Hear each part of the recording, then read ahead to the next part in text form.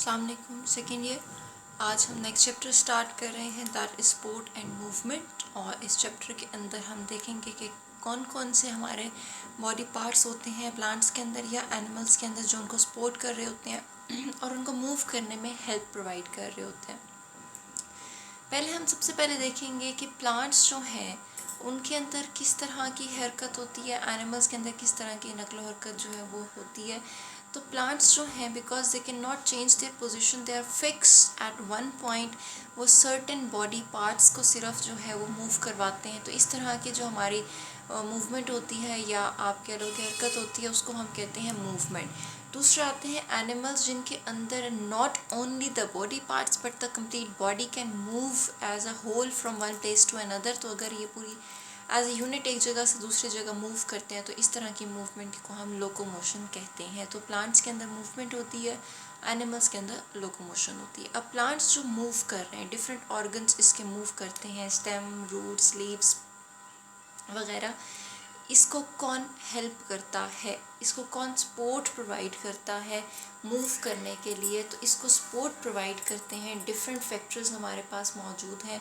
Stem support provide करती है, turgor pressure support provide करता है, वैक्यूल सपोर्ट प्रोवाइड करते हैं, वेस्कुलर बंडल्स हमारे पास आते हैं सपोर्ट प्रोवाइड करते हैं, और स्पेशल सपोर्टिंग टिश्यूज़ मौजूद होते हैं जो कि बहुत ज़्यादा सपोर्ट प्रोवाइड कर रहे होते हैं।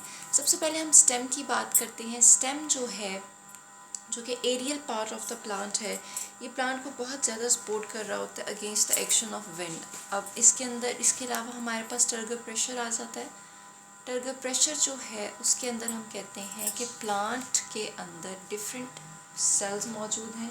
हर सेल के अंदर जो है उसके अंदर मौजूद हैं डिफरेंट सेल के ऑर्गेनेल्स। लाइक हमारे पास प्रोटोप्लास्ट आ जाता है, लाइक हमारे पास डिफरेंट ऑर्गेनेल्स मौजूद हैं। हमारे सेल्स के अंदर, प्लांट्स के सेल्स के अंदर क्या होता है, उनके अंदर वाटर इनटेक होता है। ठीक है, वाटर इनटेक होने की वजह से अंदर हाइड्रोस्टैटिक प्रेशर डेवलप होता है। हाइड्रोस्टैटिक प्रेशर यानी कि पानी की वजह से फोर्स सप्लाई होती है वॉल्स के अगेंस्ट, उसको हम कहते हैं कि ये टर्गर प्रेशर है। इसकी वजह से प्लांट्स हमारे पास फ्लैसिड रहते हैं और इसमें विल्टिंग से बचने में हेल्प कर रहे होते हैं। उसके बाद वैक्यूल आता है हमारे पास। जो वैक्यूल होता है इसके अंदर एक लेयर मौजूद होती है, membrane of the vacuole, that is called tonoplast. Tonoplast के अंदर ऐसे सिस्टम्स मौजूद हैं जो कि एक्टिव ट्रांसपोर्ट ऑफ आयन करवाएंगे। वैक्यूल की लेयर है टूनोप्लास्ट, टूनोप्लास्ट के ऊपर एक्टिव ट्रांसपोर्ट सिस्टम्स मौजूद हैं जो डिफरेंट आइंस को और सॉल्ट्स को अपने अंदर लेकर आते हैं। जब वो वैक्यूल के अंदर आ गए सॉल्ट्स, अंदर का एनवायरनमेंट हो जाएगा हाइपरटोनिक। हाइपरटोनिक मीन्स कि उसके अंदर सॉल्ट्स की कंसंट्रेशन ज़्यादा होगी, पानी की कंसंट्रेशन इतनी ज़्यादा नहीं होगी। एज ए रिज़ल्ट पानी खुद ब खुद डिफ्यूज़ करेगा, ऑस्मोसिस के थ्रू उसके वैक्यूल के अंदर आ जाएगा और वैक्यूल जो है वो हमारे पास जो है टर्जिड हो जाएगा। और टर्गर प्रेशर के अंदर भी टर्जिडिटी होगी, फ्लैसिडिटी नहीं होगी, सॉरी। वैक्यूल के अंदर जब पानी मूव करके आ जाएगा तो वो टर्जिड हो जाएगा। टर्जिड होने की वजह से जो है वो पूरा सेल सपोर्ट लेगा और इसी तरह से जब सब तमाम सेल्स की वैक्यूल सपोर्ट प्रोवाइड करेंगे तो पूरे प्लांट को एज अ होल सपोर्ट मिलेगी। इसके अलावा हमारे पास वेस्कुलर बंडल्स होते हैं। वेस्कुलर बंडल्स में स्पेशली जाइलम एक स्ट्रेंथनिंग टिश्यू होता है, सपोर्टिंग टिश्यू होता है बहुत ज़्यादा। ना सिर्फ वो आपको सप्लाई कर रहा होता है वाटर, बल्कि स्ट्रेंथ भी प्रोवाइड कर रहा होता है। समटाइम्स ऐसा होता है कि जो वेस्कुलर बंडल्स होते हैं इनके इर्द गिर्द कभी कभी ऐसा होता है कि स्क्लेरेन्काइमा सेल्स जो हैं वो आकर इसके इर्द गिर्द जो हैं वो अपने आप को डिपॉजिट कर देते हैं। तो जो स्ट्रक्चर नया बनता है उसको हम कहते हैं बंडल कैप।